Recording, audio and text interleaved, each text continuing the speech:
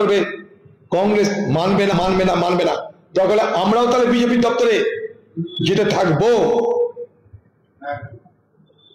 তাহলে আমরা তাহলে বিজেপি দপ্তরে যাব। বিজেপি পার্টিকে পশ্চিমবঙ্গে সতর্ক হতে হবে, একতরফা কিছু হবে না বাংলায়। কংগ্রেস মোকাবেলা করবে, চিন্তার কোনো কারণ নাই। ওসব কংগ্রেস পার্টি দপ্তরের মস্তানি আমরা মানবো না। এই তো আমরা পার্টি বসে আছি, কেউ আসুক না দেখি। রাহুল গান্ধীর আক্রমণ মুখে বিজেপি পার্টি আজকে কোনো জবাব দিতে না পেরে উল্টে বদনাম করছে। রাহুল গান্ধী কাউকে গাল দিয়েছে, কাউকে কিছু বলেছে? খালি বিকৃত করার হচ্ছে এগুলো।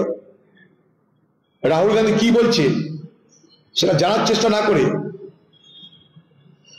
এটাকে উকসিয়ে দিয়ে বিহারের ভোটে তার প্রভাব ফেলার চেষ্টা করছে, হ্যাঁকে না নাকে হ্যাঁ করে। আমি প্রদেশ কংগ্রেস দপ্তরে যারা যায় তাদেরকে বলবো, পাহারার ব্যবস্থা করুন। আর যে মস্তান বিজেপি এইসব করেছে তাদেরকে পুলিশ গ্রেপ্তার না করা পর্যন্ত কলকাতার বুকে আন্দোলন চলতে থাক। প্রদেশ দপ্তর আমাদের সকলের পরিচয়। প্রদেশ দপ্তর পশ্চিমবঙ্গের কংগ্রেস কর্মীদের অস্তিত্বের ঠিকানা, আমাদের পরিচয়ের ঠিকানা, আমাদের সংগ্রামের ঠিকানা, আমাদের রাজনীতির ঠিকানা। সেখানে অন্যায় করে কেউ জুলুম করবে, হামলা করবে, কংগ্রেস মানবে না মানবে না মানবে না। তাহলে আমরাও তাহলে বিজেপি দপ্তরে যেতে থাকবো,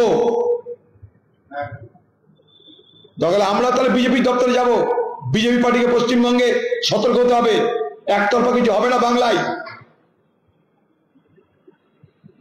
রাহুল গান্ধীর সমালোচনার মুখে নরেন্দ্র মোদী দাঁড়াতে পারছে না, তাই তার লোকদের দিয়ে রাহুল গান্ধীকে এবং কংগ্রেসের ভাবমূর্তিকে কলঙ্কিত করার জন্য প্রথমে মিথ্যা প্রচার, তারপর গুন্ডামি রাস্তা তারা ধারণ করেছে। আমরা মানছি না, মানছি না মানে মানবও না। আরো ভালো ভালো খবর দেখতে সাবস্ক্রাইব করুন বাংলা হান্টের ইউটিউব চ্যানেল। বাংলা হান্টের আরো খবর দেখতে নজর রাখুন। বাংলা খবর মানেই বাংলা হান্ট।